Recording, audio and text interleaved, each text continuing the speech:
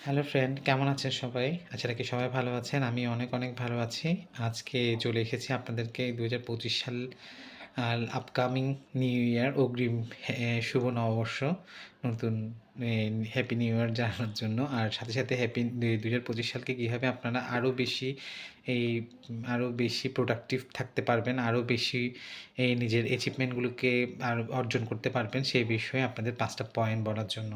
ঠিক আছে? ৫টা পয়েন্ট। ফার্স্ট পয়েন্ট হচ্ছে যে আপনার নিজের ভালো-মন্দ বুঝতে পারা। নিজের ভালো-মন্দ অবশ্যই বুঝতে পারতে হবে। আপনি কি ভালোবাসেন, আপনি কোন জিনিসটাতে বেশি ফোকাস করতে চাচ্ছেন, সেগুলোকে আপনাকেই বুঝে নিতে হবে। পা প ঈশ্বর তাকেই সাহায্য করে যে নিজেকে নিজে সাহায্য করে। তাই নিজের ভালো-মন্দ যদি নিজে বুঝে না চলেন, নিজের জিনিসগুলো যদি নিজে এম বাছাই করতে না পারেন, ভালো-মন্দের মধ্যে মানে কোনটা ভালো হবে আপনার জন্য, কোনটা খারাপ হবে সেটা যদি আপনি বেছে নিতে না পারেন, তাহলে আমার মনে হয় আপনার ২০২৫ সালটা খারাপ যেতে পারে। তাই এই পয়েন্টটাতে একটু কাজ করার অনুরোধ রইল সবাইকে। আমার ২য় পয়েন্ট হচ্ছে যে বই পড়া। বই পড়া ছাড়া কি আসলে আপনাদের মনে হয় অন্য কোনো কিছু দিয়েই মানে এ পরিপূরক হয়? বই পড়ার পরিপূরক কি কোনো কিছুতে হয়? আসলে কিন্তু বই পড়ার পরিপূরক কোনো কিছুতেই হয় না। বই পড়া যারা বই পড়েন প্রতিদিন তারাই জানেন বই পড়াটা আসলে কতটা গুরুত্বপূর্ণ। বই পড়াটা কতটা গুরুত্বপূর্ণ। তাই আমি সবার প্রতি অনুরোধ থাকবে ২০২৫ সালে অন্তত প্রতিদিন ০.৫ ঘন্টা আপনারা বই পড়ুন। বইয়ের সাথে থাকুন। বইয়ের সাথে থাকুন, বই পড়ুন। আমার ৩য় পয়েন্ট হচ্ছে যে ৩য় পয়েন্ট, প্রতিদিন কিছুটা সময় নতুন কোনো দক্ষতা উন্নয়নে ব্যয় করুন। নতুন দক্ষতা উন্নয়ন বলতে আপনি ইংলিশ ভাষা জানেন না, ইংলিশ ভাষা শিখতে পারেন। আপনি ধরেন ফাইন্যান্সিয়াল জিনিসগুলো একটু কম পারেন, আপনি ফাইন্যান্সিয়াল কোনো একটা কোর্স করে নিতে পারেন। এখন অনলাইনে তো প্রচুর কোর্স, অনলাইনে সহজেই আপনি বিভিন্ন কোর্স নিতে পারেন। তাই আমি মনে হয় ২০২৫ সালে চেষ্টা করুন নতুন কিছু দক্ষতা অর্জন করার।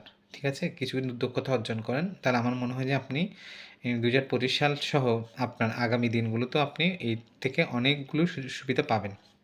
আর দক্ষতা উন্নয়ন আরেকটা বিষয় আছে। দক্ষতা উন্নয়ন কেন করবেন? দক্ষতা উন্নয়ন হচ্ছে যে অপরচুনিটিকে মানে ধরতে পারা, সুবিধাগুলোকে ধরতে পারা।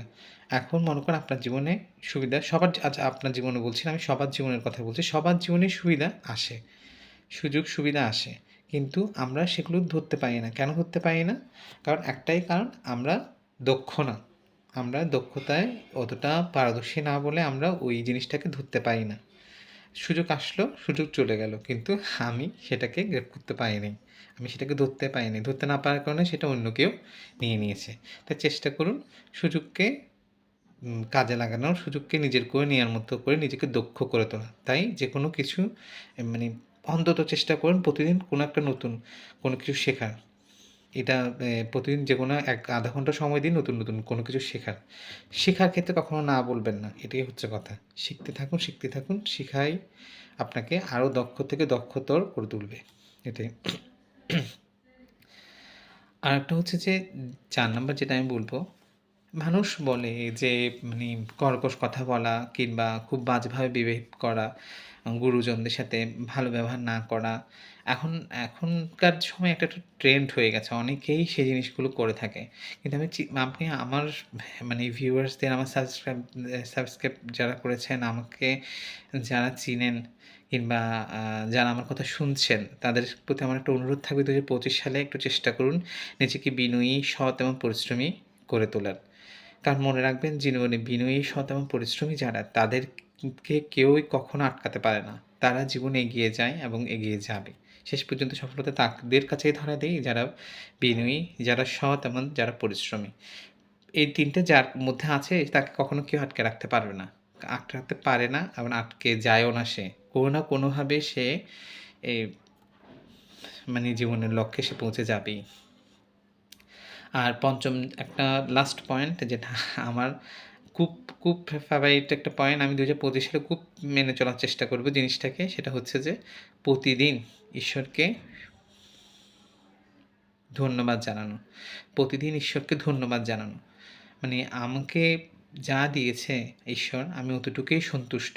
আমি অতটুক পেয়েই আমার কাছে যথেষ্ট। আমার যতটুকু আমার প্রাপ্য ততটুকু আমাকে ঈশ্বর দিয়েছে। যা পাইনি তা আমার দরকার নেই। যা পেয়েছি তাতেই আমি সন্তুষ্ট। তাই প্রতিদিন চেষ্টা করবেন ঈশ্বরকে ধন্যবাদ দেওয়ার। কারণ আপনার চেয়ে অনেক মানুষ খারাপ অবস্থানে আছে। তো ২০২৫ সালে যাই হোক না কেন প্রতিদিন চেষ্টা করবেন অ্যান্ড ঈশ্বরকে ধন্যবাদ দেওয়ার, সৃষ্টিকর্তাকে ধন্যবাদ দেন। আজকে এই পর্যন্তই। ধন্যবাদ সবাইকে। আমার ৫ টি পয়েন্ট কার কোনটা ভালো লেগেছে অবশ্যই কমেন্টে জানাবেন। আর অবশ্যই যদি ভালো লেগে থাকে তাহলে চ্যানেলটি লাইক, কমেন্ট এবং শেয়ার করবেন।